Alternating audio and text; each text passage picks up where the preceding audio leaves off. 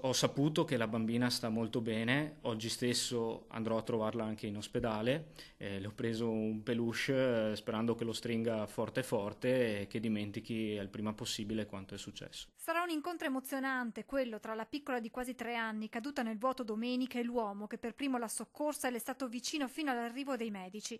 Andrà in ospedale per sincerarsi che le condizioni della bimba siano buone e che possa presto tornare a casa per dimenticare quanto accaduto. Lui, invece, quegli istanti drammatici non potrà mai cancellarli. La scena della caduta è un qualcosa che mi sta già adesso girando all'interno della testa come un loop e sarà un ricordo indelebile piuttosto difficile da dimenticare. Domenica il ragazzo era andato a Mogliano a trovare i familiari per il pranzo. Si trovava nella stanza del fratello quando si è consumato tutto. Con la coda dell'occhio ho visto qualcosa di anomalo cadere dal piano superiore. Pensavo fosse caduto o un tappeto oppure un cuscino dal piano superiore. Nessun tonfo, nessun rumore, ma l'uomo insospettito si affaccia al balcone. Ho visto la bambina al piano inferiore, al piano terra, sul giardino, che iniziava a piangere. Il ragazzo mantiene il sangue freddo, dice al fratello di chiamare il 118 e di correre in strada per attendere l'arrivo dell'ambulanza, che in pochi minuti giunge sul posto insieme all'elicottero.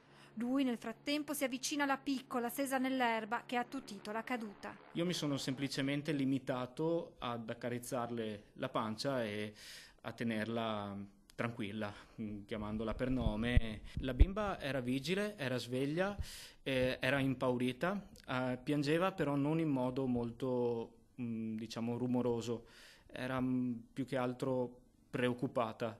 Eh, ehm, Gli occhi comunque indicavano una forte paura. A bassa voce diceva il nome del papà, chiamava il papà. Poi la piccola viene presa in cura dai sanitari e trasportata all'ospedale. L'uomo, rimasto solo, elabora quanto accaduto. L'unico pensiero fisso per lui è che la bimba stia bene e sia fuori pericolo.